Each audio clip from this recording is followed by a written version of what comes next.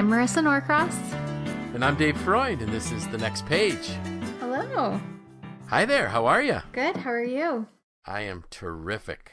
Great. Glad. I was just, I'm going to share with the folks exactly what I shared with you before we started recording. So, we both have our own little recording studios now in our homes, and Yep. I came home to having all of my grandkids in my house, and the two littlest guys, well, not the littlest, the one that's just over a year old and one that's almost 2, just came running up to me and giving me a hug as I walked through the door. So Isn't that the best?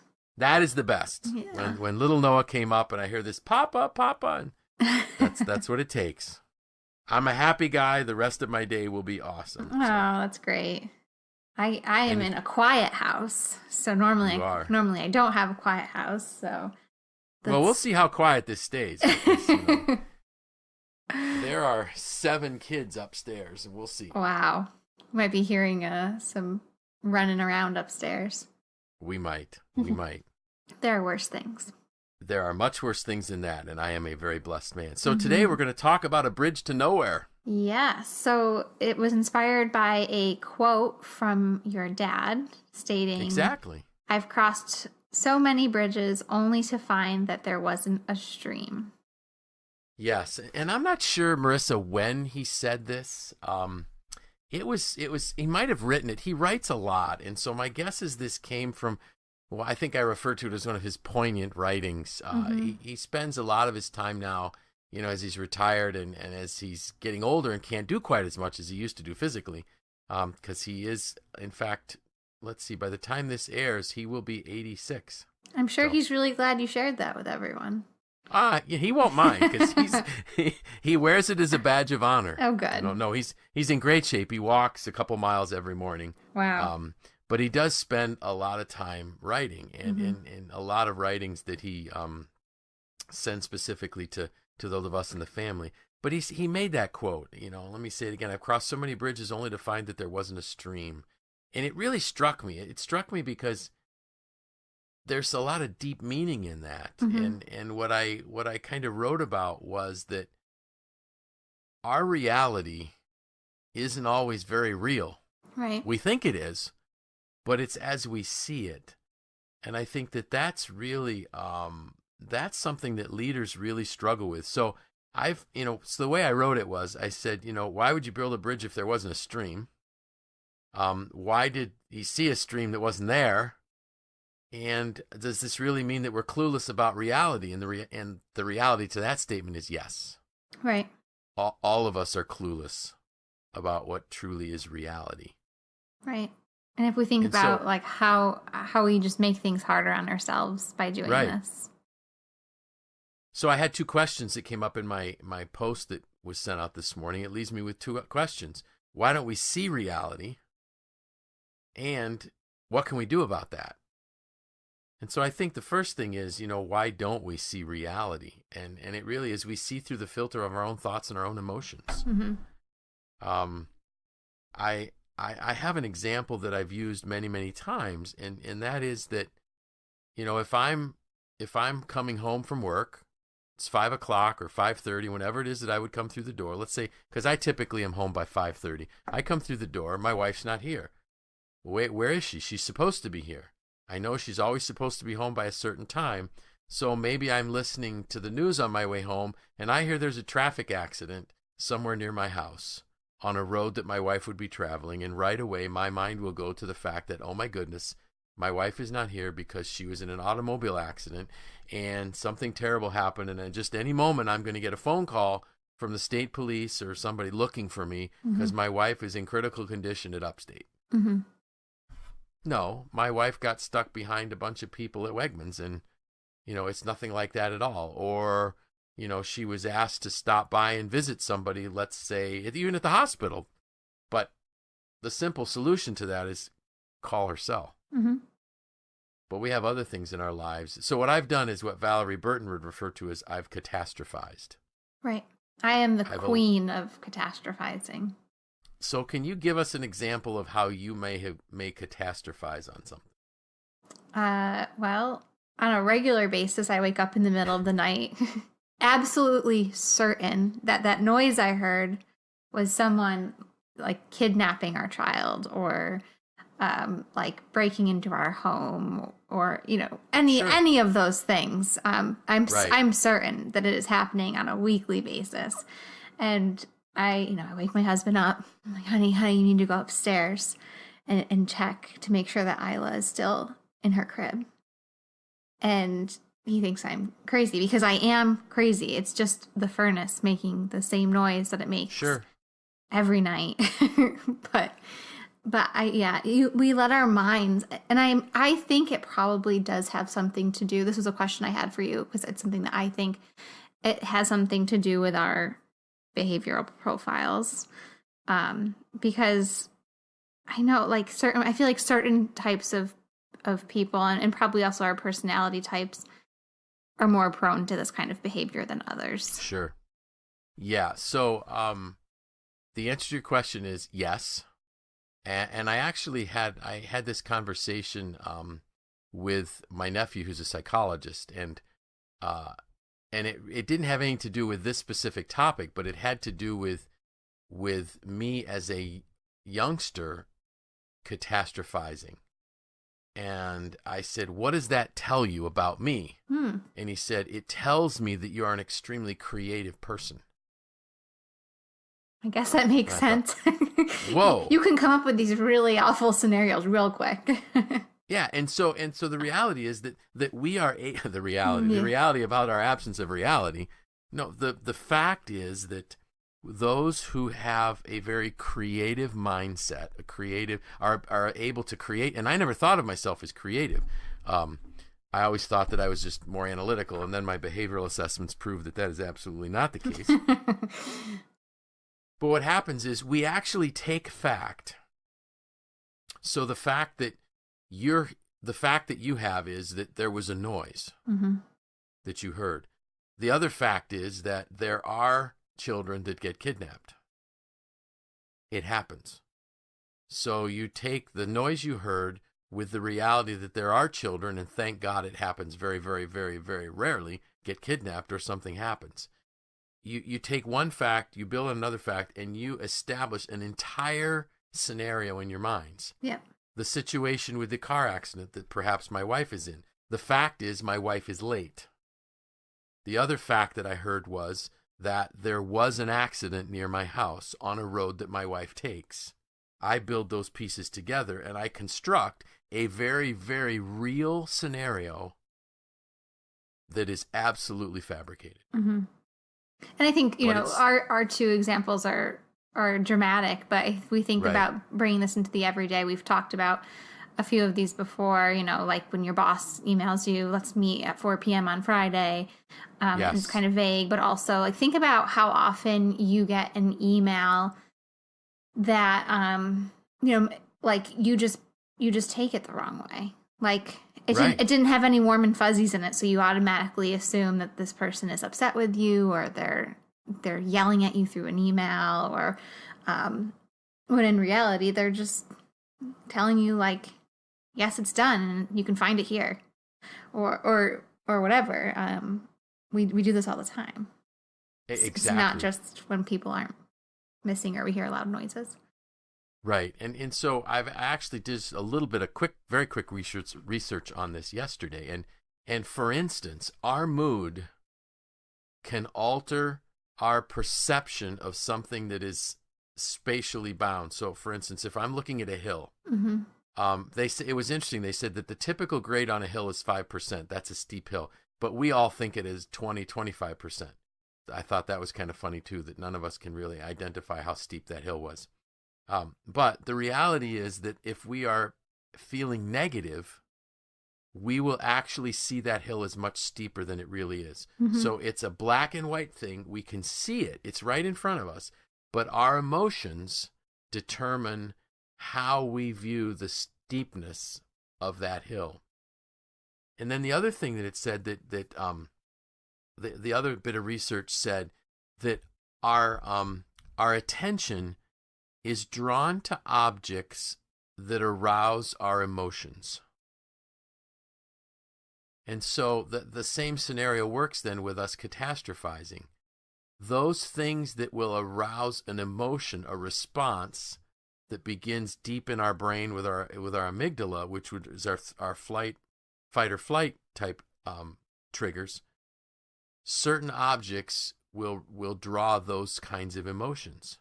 So is that research saying that like we're drawn to the drama?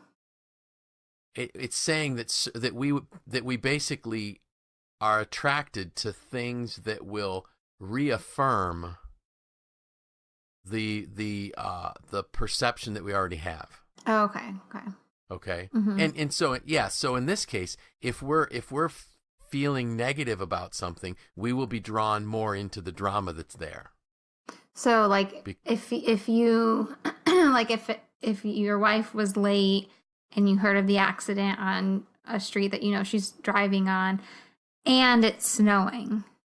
Yep. It reaffirms the catastrophe you're building because it's snowing, which makes it even more dangerous. Is that? Yeah, yes. And this can happen with pleasant emotions as well as unpleasant, such as fear. So when we're fearful, we're drawn to evidence that supports our fears. Mm-hmm. We find more and more of it rather than finding. It's natural for us to find more evidence to support the fears that we have, as opposed to the contrary evidence that would counteract the fear. So it's essentially like the law of attraction, which I'm sure some of our listeners are familiar with. Some may not be. That we should have my mom on to talk about that. We should have your mom on as a guest sometime. Yeah, because she's always reminding me of this. She studied it for a long time and still does. But yeah, so I mean, it's like that sounds like a future podcast. Marisa. I know. Maybe we can have your mom write a guest post, and then we can get her on to talk about it. She'd love to. Cool. Good. I'll volunteer her. There you go. But really, I mean, it's like we've talked about before, that you find what you're looking for, and yes, and you can reaffirm anything by the environment around you. Right. And so, these studies are saying that pleasant emotions as well as unpleasant emotions. So we can build in those pleasant emotions that are going to help us see the things that we really would like to see as well. Right. And so the question then that I asked in my post was, so why did he see the stream as an obstacle? And that really becomes the question. So what was it that was causing him to see a problem as opposed to an opportunity? Because if we think about a stream, we're by the time this airs, trout season will have officially opened. And there are going to be a lot of fishermen in streams. So there's fishermen that drive by a stream and they say, oh, there's a great opportunity to go fishing. Or if it's summertime, man, I'm really thirsty. There's a nice, crisp, cool spring, or stream that I can get a drink from, or I can jump in and cool off. Mm-hmm. The same thing that appeared as an obstacle to one person can appear as an opportunity or even a blessing to another person. So then the question we have to ask ourselves is, what changes? What is it that's causing one person to see one thing and another person to see something else? I guess we touched on it with, what's their mindset, their mood, and those type of things.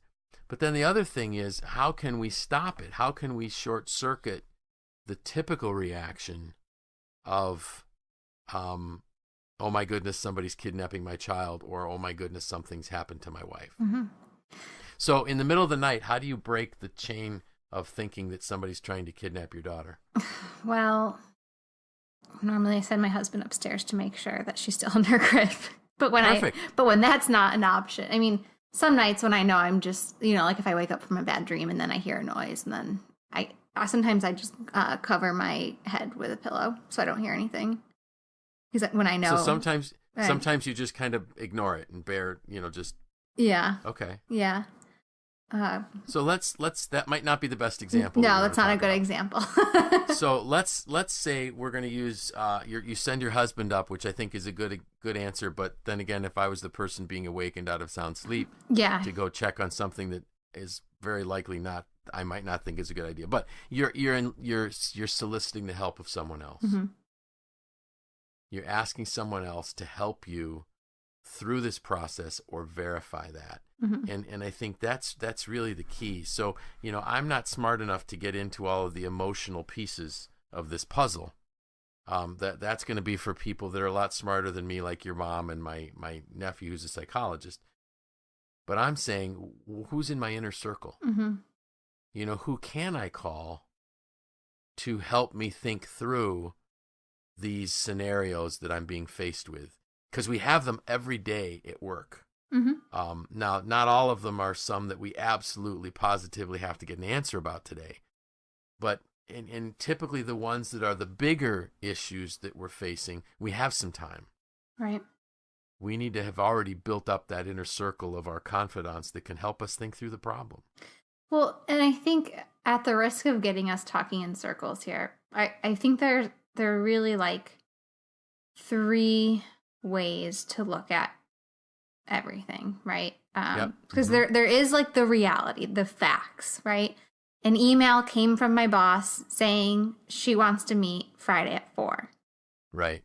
Then there's the lens that I could put it through that says, oh my gosh, I'm going to lose my job.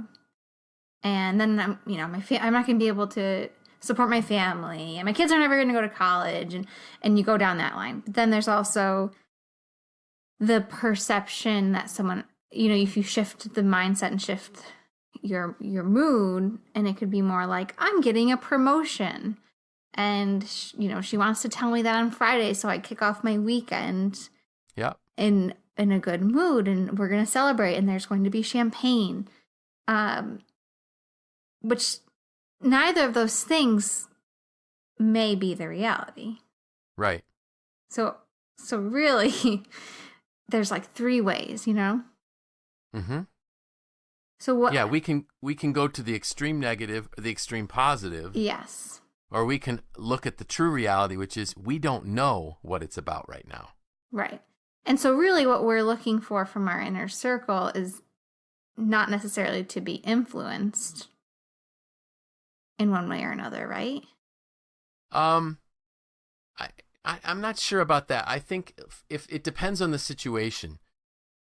We're looking for them to supply data, right, or facts to help us make a decision if we need to. Yes, I agree with that. Yeah. So we may not need to make a decision. Right. So if I'm just finding myself sinking down into now, and we're not talking clinical depression, but if I'm looking into a point where I'm kind of in a downward spiral of a pity party, let's call it that. Mm-hmm. I may be asking my folks in my inner circle I may be asking him to slap me upside the head a little bit, mm-hmm. and say, snap out of it. You really have it going quite well. Or I may be, if it's a major issue that my company's facing, I may be looking at them to say, give me some data here. What am I missing? Why am I not seeing this clearly mm-hmm. right now? It could be an employee. Let's say we have an employee that is not performing well. It's easy for managers to catastrophize and say this person's a loser and doesn't care. Where the leader would say, why are they behaving differently than when I hired them? Is it them? Is it me? Are there situations that right now are out of control for their life that's just bleeding over into their work life? An example that I use very, very frequently because of how much it impacted me, and I'm thinking about it now because, my grandson Silas is here at my house. But when Silas was born at 25 weeks, there were 108 days that he was in a NICU in a different state. Every other weekend we were traveling to Ohio to visit, and there were times when we didn't know, was he going to live or die? Mm-hmm. That affected how I was acting. Thankfully, the people that worked with me knew the facts, and then they knew that my reactions were not typical. They were just reactions based upon situations that I had no control over. So the leader would say, all right, my employee, we could build a case to get rid of the employee that's moody, or we could say, why is that employee moody? Mm-hmm. So that whole concept of, is this a bridge that I need to cross? Maybe not. What's the reality of that scenario? And I don't know if that answers the question where you were going, but yeah. I could go like talk about this in circles all day. So the inner circle is there to help to supply the facts to help us make a better decision. One of the things that I made note of is that, one of John Maxwell's comments is, never make a big decision when you're in a bad mood or a really good mood. Yeah. So only make major decisions when you have a level head. And you know what? What is a level head? Well, I think I need other people to help me figure that out. That's, again, the point of the inner circle. That the reality we see is always filtered by our emotions and things going, and circumstances in the moment. And that's just something that, wow, we really got to be careful of. Because we don't see reality. We see what we think is reality. And then I think as leaders, too, we need to be cognizant of the fact that we may have to help our team sort through those same things. And I think the other thing that I just want to touch on quickly is that any stream or river can be a blessing as opposed to an obstacle. We just have to think it through. Yep. I one time went through a scenario where we had just built our house. The company that I was working for was going through a difficult time. The owner came from out of the country to meet with all the department managers, put all of us on 90 days probation, cut our pay 10 or 15%. It was just like this tsunami of negative things. And I sat at my house and I'm wondering, okay, great. I built more house than I could afford. Now my pay got cut. I'm going to lose my job. I'm going to have to sell my house. I'm going to have to go move in with my parents. How embarrassing is that? And then I thought for a moment, I said, wait a minute. I built my house myself, so I have all the builder's equity. So I can sell my house, put the money in the bank, while I look for a job. Oh, and by the way, I'm going to have to move in with my parents. This is going to be really rough. My parents had a house on a lake with a full finished basement that had a kitchen and bedrooms and a family room. It was like a second house. So the worst case scenario for me was I was going to lose my job, make a bunch of money, and live in a resort. But I had to physically walk my mind, or not mentally walk my mind, not physically, through that process to realize the worst case scenario really wasn't that bad. Right. And sometimes, it's also just a really solid learning experience. Exactly. Right. And anything, as I've often said, and I stole this from John Maxwell, it's a lot easier to go from failure to success than from excuses to success. And success can really, and I've written about it, we've talked about it, success can paralyze us. Failure, if we learn from it, is always an opportunity for growth. Wow. We brought that one down to a landing real quick, didn't we? Yeah. But it's good. So the point is, people need to realize that what they see is their perception, not true reality. Right. And to step back too and ask yourself, like, yes. am I putting a filter on this and seeing it in a way? Because I think the more aware you are, even just since previewing your post for what we were going to talk about, like, I've had that opportunity both at work and at home to step back and just be like, wait. Yeah. Am I making this into something that it's not? And, how am I influencing my thoughts right now? Exactly. Yeah. And that was my point of the post, because the same thing happened with me. There were a couple things, situations in my life that I could have viewed multiple ways. As a really bad scenario, as it's just not great, it's not bad, or as, well, this could be an opportunity. Just the fact that I had thought about it, the awareness of writing about it, changed how I viewed it. And in one case, I was able to give somebody some advice that, listen, it's not a big deal. Do this and this and this. Sleep on it a couple days. Tomorrow will be another day. And the interesting thing was, he called me this morning and he already had a different perspective. That's great. So But I needed to write this to even remind myself of it. So again, the power of those, having that inner circle, your core group of trusted people that can help speak into your life, and being willing to ask and say, what am I missing? Right.